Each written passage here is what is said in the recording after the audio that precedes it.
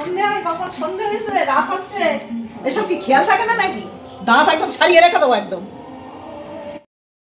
Hey guys, good morning, welcome back to my blog. তো guys আজকে আবার এসে গেছি নতুন একটা ব্লগের সাথে। গাইস আজকে যাই বলো না কেন, শীতের সময় হেভি সুন্দর রোদ দিয়েছে, তাই রোদের মধ্যে দাঁড়িয়ে রয়েছে আপাতত। তো সমস্ত কিছু কমপ্লিট, সকালের কাজকর্ম সমস্ত কিছু কমপ্লিট। এবার যেতে চলেছি আমি মাচার দিকে গিয়ে আরও অনেক কটা কাজ আছে, সেগুলো মেটাতে হবে। তো যাই হোক, এখন বেশি লেট করা উচিত হবে না, টুকটুক করে এগোই আর তোমাদের সাথে ভিডিওতে থাকি। কি রান্না হচ্ছে আজকে? চারিটা দেখতেই তো পাচ্ছি, কি বুঝতে পারছি না। ছোট আর ওইদিকে ওটা কি? কি রান্না করেছো? এতে কি? এতে এটাই কি? ডাল রান্না করেছো? তাই ডিম হবে? ডিম হবে, একটু ডিম ভেজে দিও। দিদি নেই এখন, এবার যাবো স্নান করতে।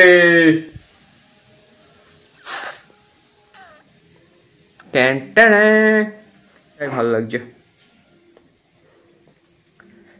দিদির তো আসলে ফটো দেখা যাবে না, এইটা হচ্ছে দিদি মেকআপ ভরা, আর পাশেরটা মা, পাশেরটাও বাবা কি যে মেকআপ। তাই সবে এখন বাড়ি ঢুকলাম, এবার যাবো স্নান করতে। স্নান করে এসে একটা কথা আছে সেটা বলবো, অত স্নানটা করে। গাইজ বিকেলের সময় 4:40 বাজে, আই থিঙ্ক। ঘুমিয়ে পড়েছিলাম খাওয়া দাওয়া করে, ঘুম থেকে সবে উঠলাম। এবার দেখে একটু মাচার দিকে যাবো, বাইরের দিক বেরোবো। মাচার দিকে গিয়ে কি করা যায় দেখি। আজকে একটু চা খেতে যাওয়ার আবার প্ল্যান আছে, দেখা যাক কি হয়, কিছুই তো জানি না।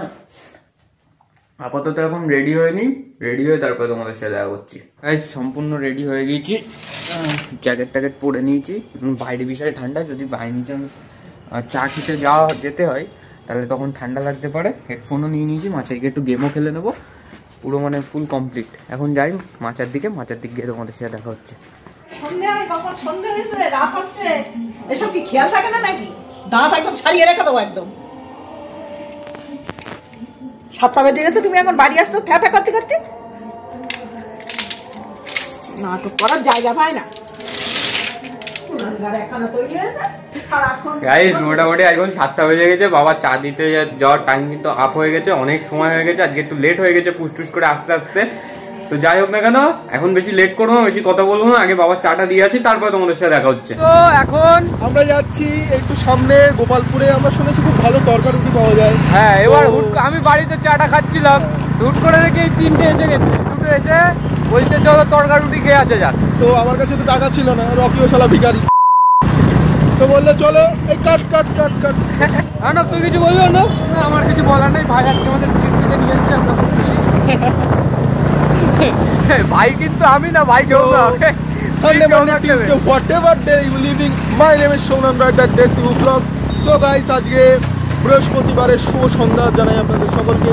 আমরা এই রাস্তায় একটু লং ড্রাইভে বেরিয়েছি। আমার চোখে ফ্ল্যাশ বেরোনো, আমি কিছু দেখতে পাবো।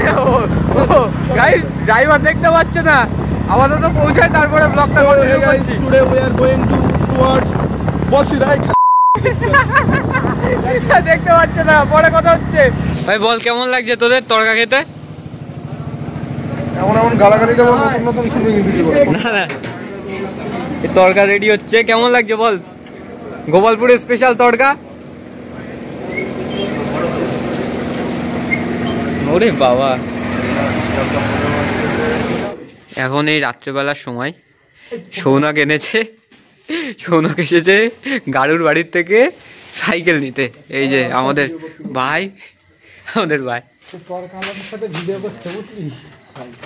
বীর পুরুষ গাড়ু। খাসির মাংস আসছে থেকে 500 টাকা কিলো। হ্যাঁ, কম দামে ভালো মাল, সুন্দর সুন্দর। চলো যাই। তো গাইস এই সময় এখন কটা বাজে? এখন মোটামুটি 10:30 বাজে। এই সময় বাড়ি ঢুকলাম, কি আর করা যাবে। এখন যাব খাওয়া দাওয়া করতে। খাওয়া দাওয়া করে এসে রেস্ট নেবো, ব্লগ এডিট করবো, তারপরে গিয়ে আবার কালকে ব্লগ ছাড়তে হবে। তো আজকের এই ভিডিওটা এই পর্যন্তই, আবার দেখা হচ্ছে নতুন একটা ব্লগের সাথে। ততক্ষণ জন্য tata, good bye, see you tomorrow, by.